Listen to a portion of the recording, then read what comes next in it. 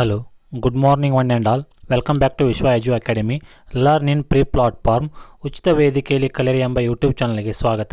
ನಾನು ನಿಮ್ಮ Vishwanath sir. Dear student, ಈ ವಿಡಿಯೋದಲ್ಲಿ PUC ಸೆಕೆಂಡ್ ಇಯರ್ ಇಂಗ್ಲೀಷ್ ಪ್ರಶ್ನೆ ಪತ್ರಿಕೆಯ ಪ್ರಶ್ನೆ ಸಂಖ್ಯೆ 11ರ ಬಗ್ಗೆ ಡಿಸ್ಕಷನ್ ಮಾಡೋಣ. ಈ ಒಂದು ಪ್ರಶ್ನೆ ಸಂಖ್ಯೆಯಲ್ಲಿ ಅವರು ನಿಮಗೆ ಏನಪ್ಪ ಅಂದರೆ ಪ್ಯಾಸಿವ್ ಫಾರ್ಮ್ ಬಗ್ಗೆ ಕೇಳುತ್ತಾರೆ.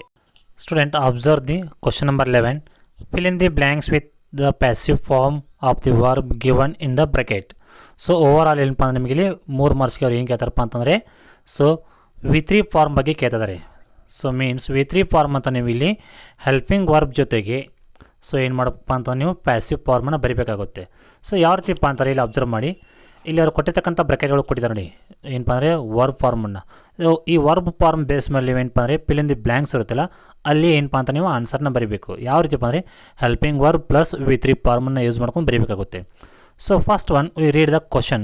The criminal refuse to run away from the prison once more the council. Here council ಅಂತಿದೆ, ಮೀನ್ಸ್ ಸಿಂಗುಲರ್ ಇದೆ. ಏನಾಗುತ್ತೆ, ಇದು ವಾಸ್ ಕಾಲ್ಡ್ ಅಂತ ಆಗುತ್ತೆ.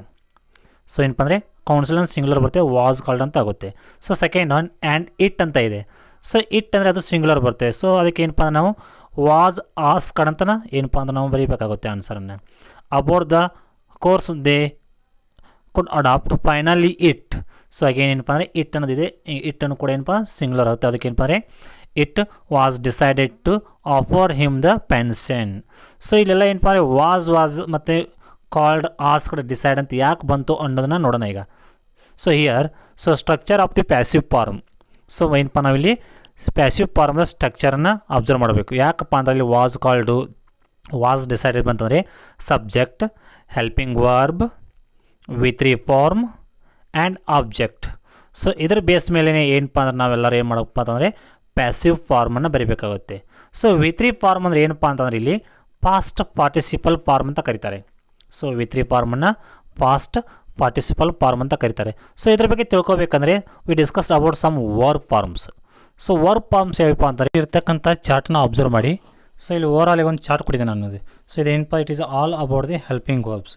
ಇಲ್ಲಿ ಇದು ಏನೇನಾಗುತ್ತೆಪ್ಪ ಅಂತಂದರೆ ಓವರ್ ಆಲ್ ಆಗಿ ಇಲ್ಲಿ ಫಸ್ಟ್ ಒನ್ 3 ಕಾಲಮ್ ಇದೆ, ಟೆನ್ಸ್, ಸಿಂಗ್ಯುಲರ್, ಫ್ಲೂರಲ್ ಅಂತಿದೆ. ಇವುಗಳನ್ನ ಏನಪ್ಪ ಅಂತಂದ್ರೆ ಕರೀತಾರೆ ಅಂದರೆ ಹೆಲ್ಪಿಂಗ್ ವರ್ಬ್ಸ್ ಅಂತ ಕರೀತಾರೆ. Helping verbs. ಈ ಹೆಲ್ಪಿಂಗ್ ವರ್ಬ್ಸು ಯಾವ ಟೆನ್ಸ್ ಬೇಸ್ ಮೇಲೆ ಯಾವ ರೀತಿ ಚೇಂಜ್ ಆಗುತ್ತೆ ಅನ್ನೋದು ನೋಡೋಣ ನಾವೀಗ. ಫಸ್ಟ್ ಒನ್ ನಿಮ್ಗೆ ಗೊತ್ತಿದೆ ಫಾಸ್ಟ್ ಟೆನ್ಸ್. ಫಾಸ್ಟ್ ಟೆನ್ಸ್ ಒಳಗೆ ನಾವು ಏನಂತ ಯೂಸ್ ಮಾಡ್ತೀವಪ್ಪ ಅಂತಂದರೆ ಸಿಂಗ್ಯುಲರ್ ಇದ್ದರೆ ವಾಸ್ ಅಂತ ಯೂಸ್ ಮಾಡ್ತೀವಿ, ಅಲ್ಲಿ ಮತ್ತು ಹ್ಯಾಡ್ ಅಂತ ಯೂಸ್ ಮಾಡ್ತೀವಿ ಸಿಂಗ್ಯುಲರ್ ಇದ್ದರೆ.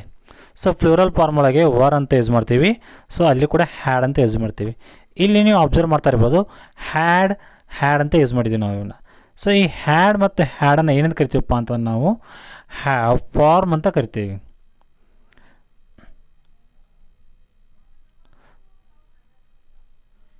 ಇಲ್ಲಿ ಹ್ಯಾವ್ ಫಾರ್ಮ್ ಬಂದಾಗ ಏನಪ್ಪ ಅಂದರೆ ಪಾಸ್ಟ್ ಟೆನ್ಸ್ ಏನೇ ಇದ್ದರೂ ಕೂಡ ನಾವಲ್ಲಿ ಏನಪ್ಪ ಅಂದರೆ ಕಂಪಲ್ಸರಿಯಾಗಿ ಆ ಸಿಂಗ್ಯುಲರೇ ಇರಲಿ ಫ್ಲೋರಲ್ ಇದ್ದರೂ ಕೂಡ ಹ್ಯಾಡನ್ನೇ ಯೂಸ್ ಮಾಡಬೇಕಾಗುತ್ತೆ. ಸಿಂಗ್ಯುಲರ್ ಇರಲಿ ಫ್ಲೋರಲ್ ಇರಲಿ, ಈ compulsory use had. Second one ಏನಪ್ಪ ಅಂದರೆ ಪ್ರೆಸೆಂಟ್ ಟೆನ್ಸ್. ಪ್ರೆಸೆಂಟ್ ಟೆನ್ಸ್ ಒಳಗೆ ಸಿಂಗ್ಯುಲರ್ ಇತ್ತಂದ್ರೆ ಏನಪ್ಪ ಅಂದರೆ ಈಸ್, ಆ್ಯಮ್ ಅಂತ ಯೂಸ್ ಮಾಡ್ತೀವಿ. ಸಿಂಗ್ಯುಲರ್ ಇದ್ದರೆ ಹ್ಯಾಸ್ ಅಂತ ಯೂಸ್ ಮಾಡ್ತೀವಿ. ಫ್ಲೋರಲ್ ಇದ್ದರೆ ಆರ್ ಅಂತ ಯೂಸ್ ಮಾಡ್ತೀವಿ, ಹ್ಯಾವ್ ಅಂತ ಯೂಸ್ ಮಾಡ್ತೀವಿ. ಇದು ಏನಪ್ಪ ಅಂದರೆ ಪ್ರೆಸೆಂಟ್ ಟೆನ್ಸ್ ಒಳಗೆ. ಫ್ಯೂಚರ್ ಟೆನ್ಸ್ ಒಳಗೆ ಏನಪ್ಪ ಅಂತಾರೆ ಎನಿ ಸಬ್ಜೆಕ್ಟ್ ಕೊಡ್ಬೋದು ಅವರು.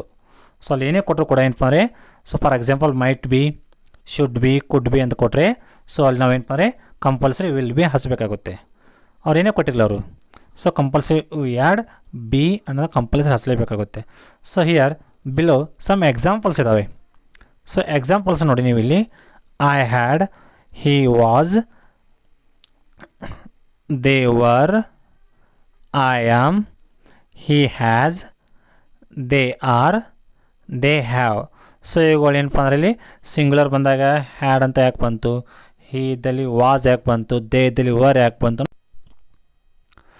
ಇಲ್ಲಿ ನೀವು ಅಬ್ಸರ್ವ್ ಮಾಡ್ತಾ ಇರ್ಬೋದು, ಒಂದು ಕೋಷ್ಟಕ ಇದೆ. ಅದು ಈ ಕೋಷ್ಟಕ ಏನಪ್ಪ ಅಂದರೆ it is related to the ವರ್ಬ್ಗಳ ಬಗ್ಗೆ ಇದೆ. ಇದು ಈ ವರ್ಬ್ಗಳು ಏನಪ್ಪ ಅಂತಾರೆ ಇಲ್ಲಿ ನೋಡ್ತಾ ಇರ್ಬೋದು ನೀವು V3 ಫಾರ್ಮ್.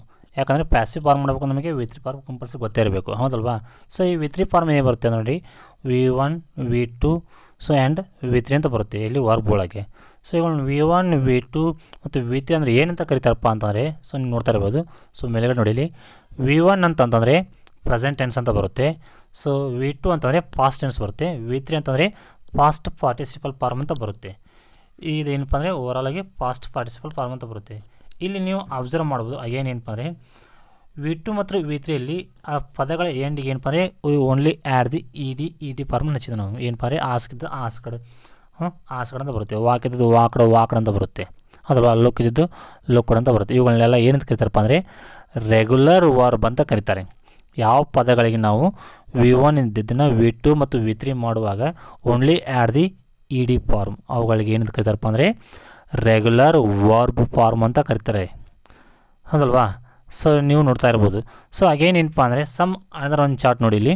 ಸೊ ಇಲ್ಲಿ ನೋಡ್ತಾ ಇರ್ಬೋದು V1 V2 ಮತ್ತು V3 ಫಾರ್ಮಲ್ಲಿ ಅಲ್ಲಿ ಕೊಟ್ಟಿರ್ತಕ್ಕಂಥ ವರ್ಬ್ ಫಾರ್ಮ್ ಏನಪ್ಪ ಅಂತಂದರೆ ಓವರಾಲ್ ಆಗಿ ಸೊ ಅದು ಏನಾಗ್ತಾ ಇದೆ ಅಂತಂದರೆ 3 ಫಾರ್ಮಲ್ಲಿ ಚೇಂಜಸ್ ಇದೆ, ಹೌದಲ್ವಾ. ಸೊ ಇಲ್ಲಿ ನೋಡ್ತಾ ಇವುಗಳನ್ನ ಏನಂತ ಕರೀತಾರಪ್ಪ ಅಂದರೆ ಇರ್ರೆಗ್ಯುಲರ್ ವರ್ಬ್ ಅಂತ ಕರೀತಾರೆ. ಇವುಗಳನ್ನ ಏನಂತ ಕರೀತಾರಪ್ಪ ಅಂದರೆ ಇರ್ರೆಗ್ಯುಲರ್ ವರ್ಬ್. ಯಾಕಪ್ಪ ಅಂದರೆ ನೀವು ಪ್ಯಾಸಿವ್ ಫಾರ್ಮ್ ಮಾಡಬೇಕಾದ್ರೆ ಅಲ್ಲಿ ಕೊಟ್ಟಿರ್ತಕ್ಕಂಥ ವರ್ಬ್ ಫಾರ್ಮನ್ನು V3 ಫಾರ್ಮಲ್ಲಿ ಬರಬೇಕಾಗುತ್ತೆ. ಎಲ್ಲ ವರ್ಬ್ಗಳಿಗೂ ಈ ಡೆಸಕ್ಕೆ ಬರೋಲ್ಲ. ಸೊ ಅದಕ್ಕೆ ಇದೇನಪ್ಪ ಅಂದರೆ ಇರ್ರೆಗ್ಯುಲರ್ ವರ್ಬ್ಸ್ ಬರ್ತವೆ. ನೀವು ಅಬ್ಸರ್ವ್ ಮಾಡ್ತಾ ಇರ್ಬೋದು V1 ಒಳಗೆ ಸಿಂಗ್ ಇದ್ದಿದ್ದು V2 ಒಳಗಡೆ ಏನಾಗುತ್ತೆ ಸ್ಯಾಂಗ್ ಆಗುತ್ತೆ, V3 ಒಳಗೆ ಸಂಗ್ ಆಗುತ್ತೆ. ಅದೇ ರೀತಿ do did done, give gave given, go went gone, come came come ಅಂತ ಆಗುತ್ತೆ. ಸೊ ಈ ರೀತಿ ಎಲ್ಲ ನಿಮಗೆ ಏನಪ್ಪ ನಾಲೆಜ್ ಇದ್ದರೆ ಮಾತ್ರ ಏನಪ್ಪ ಅಂತ ನಿಮಗೆ ಏನು ಮಾಡೋಕ್ಕೆ ಸಾಧ್ಯ ಆಗುತ್ತೆ ಅಂದರೆ ಪ್ಯಾಸಿವ್ ಫಾರ್ಮ್ ಮಾಡೋಕ್ಕೆ ಸಾಧ್ಯ ಆಗುತ್ತೆ. ಸೊ ಅದಕ್ಕೆ ಏನಪ್ಪ ಅಂದರೆ ಫಸ್ಟ್ ಒಂದು ಎಕ್ಸಾಂಪಲ್ ನಾವು ವಾಸ್ ಕಾಲ್ಡ್, ವಾಸ್ ಡಿಸೈಡೆಡ್ ಅಂತ ಬಂತಲ್ಲ. ಸೊ ಅದಕ್ಕೆ ಏನಪ್ಪ ಅಂದರೆ ಅಲ್ಲಿ ವಾಸ್ ಯಾಕೆ ಬಂತು ಅನ್ನೋದು ನಿಮಗೆ ಹೆಲ್ಪಿಂಗ್ ವರ್ಬ್ಸ್ ಬಗ್ಗೆ ಇದೆ. ಸೊ ಆ್ಯಂಡ್ V3 ಫಾರ್ಮ್ ಯಾವ ರೀತಿ ಚೇಂಜ್ ಆಗುತ್ತೆ ಅನ್ನೋದು ಇದೆ.